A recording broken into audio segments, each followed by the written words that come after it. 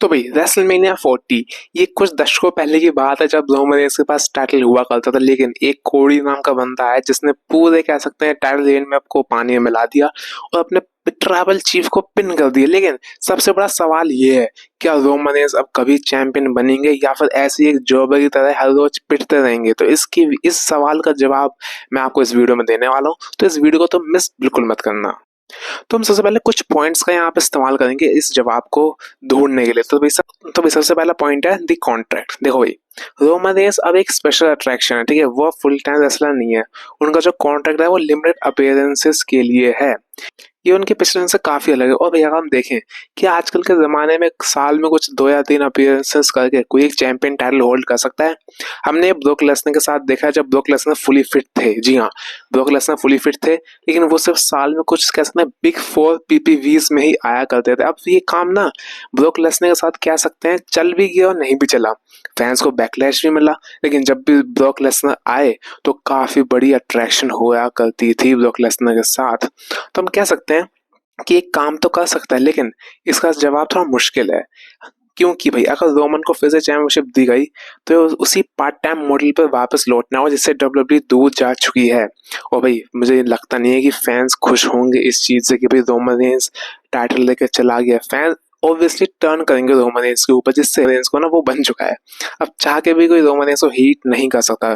तो अगर मैं जवाब दूं कि रोमन रेंस को टाइटल मिलना चाहिए इस पॉइंट के हिसाब से, तो लग रहा है थोड़ा सा मुश्किल है। क्योंकि भाई अब रोमन रेंस का वो शेड्यूल है नहीं कि वो फुल टाइम कह सकते हैं 7-8 महीने रहे। और अगर रोमन रेंस 7-8 महीने भी रहा फुल टाइम तो लगता नहीं कि इतने ज्यादा मैच रेसल करेगा। वैसे बिग 4 पीपीवीज में रेसल करेगा रोमन रेंस, लेकिन हाँ, अगर मेरे हिसाब से अगर चैंपियन बनाना है तो शायद रेसलमेनिया के काफी पास ही बनाना होगा। ये तो चलो हो गया पहला पॉइंट। दूसरा पॉइंट है दी कैरेक्टर। तो भाई रोमन रेंस जब यहाँ पे वापस आया चैंपियनशिप हारने के बाद, तो सबसे पहले वो बंदा सोलो स्क्वाड से लड़ा एक फेज बन के ओटीसी। उसके बाद यहाँ पे उसने सेथ रॉलिंस और सीएम पंक के साथ लड़ाई करी एज अ ओटीसी 1। और भाई उसके बाद तो भाई का यहाँ पे पॉल हेमन भी चला गया था। और रोमन रेंस के पास कुछ भी नहीं है खोने को, ना कोई यहाँ पे कोई साइड है उसके पास, बस वो अकेला बचा हुआ है, the one and only Roman Reigns. ना ही कोई बंदा है उसके बाद, ना ही उसकी ब्लड लाइन है। तो अब रोमन रेंस चैंपियनशिप जीतता है, अगर यहाँ पे डब्ल्यू फिर से सीएम पंक या रॉलिंस के साथ प्रोग्राम चलाती है तो इसमें मजा नहीं आएगा और शायद हम कैरेक्टर से बोर भी हो जाएंगे रोमन रेंस के। तो सबसे बड़ी बात है इंटरेस्टिंग कैसे बनाएगी डब्ल्यूडब्ल्यू रोमन रेंस का टाइटल रेन। एक तो यार रोमन रेंस का टाइटल रेन अगर रोमन रेंस आ ही जाए तो वही काफी बड़ी बात होती है और उसी से फैंस में क्रेज आ जाता है। लेकिन रोमन रेंस को ऐसे तगड़े अपोनेंट चाहिए होंगे जो रोमन रेंस का सामना कर। हो सकता है Roman Reigns versus Brock Lesnar एक नई राइवलरी शुरू कर सकती है डब्ल्यूडब्ल्यूई, या फिर Roman Reigns versus Drew McIntyre.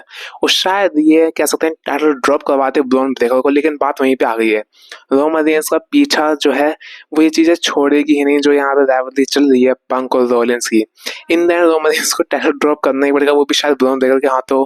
लेकिन भाई यहाँ पे अगर देखें तो रोमन रेंस की टाइटल अगर छोटा हुआ तो रोमन रेंस का कैरेक्टर डाउन होगा, और अगर बड़ा हुआ तो रोमन रेंस को फुल टाइम आना पड़ेगा।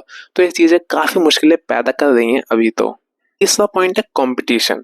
देखो भाई जब रोमन रेंस में ट्राइबल चीफ पर्सोना लेके आए थे तब शायद डब्ल्यूडब्ल्यू में कंपटीशन कम था जो बिग लेवल के स्टार। लेकिन अब अगर हम देखें तो ड्रू मैकिंटायर, कोडी रोड जो कि फेस बना बैठा है, एलए नाइट, यहाँ पे जो उभरते हुए सितारे हैं ब्रॉन ब्रेकर, ब्रॉन्सन रीड, तो इनकी छाया में रह के या इनकी रहते हुए रोमन रेंस टाइटल जीते और हारे भी ना, तो कह सकते हैं फैंस को ये लगेगा कि बंदा काफी सेल्फिश हो गया है। लेकिन अगर हम देखें रोमन रेंस का भी रीमैच होना बाकी है जो कि होगा कोडी रोड्स के साथ। और भाई अगर रोमन रेंस कोडी रोड्स का मैच हो और फिर रोमन रेंस जीत जाए तो ऐसा लगेगा भैया कोडी रोड्स ने जो स्टोरी फिनिश करी है उसका मतलब क्या हुआ। वैसे हमें मजा तो बहुत आएगा भाई, मैं देखना चाहता हूँ Roman Reigns versus Cody Rhodes का रीमैच, वो भी रेसलमेनिया में दोबारा। लेकिन अगर ऐसा होता है तो शायद एक थोड़ा सा पॉइंट रहेगा हमें कि यार कैसे यार फिर से रोमन रेंस कोडी रोड्स हो रहा है और रोमन रेंस अगर जीत जाए तो कोडी रोड्स के लिए अच्छा नहीं होगा। लेकिन अगर हम देखें अभी, अगर मैं इन द आपको आंसर दूं इसका, तो भाई रोमन रेंस वापस तो आ चुके, लेकिन डब्ल्यूडब्ल्यू को एक सोच समझ के यहाँ पे कह सकते हैं डिसीजन लेना होगा। सबसे पहले रोमन रेंस से बात करनी होगी कि रोमन रेंस आराम से 1 से लेकर 1.5 साल फुल टाइम डब्ल्यूडब्ल्यू को दे सकता है।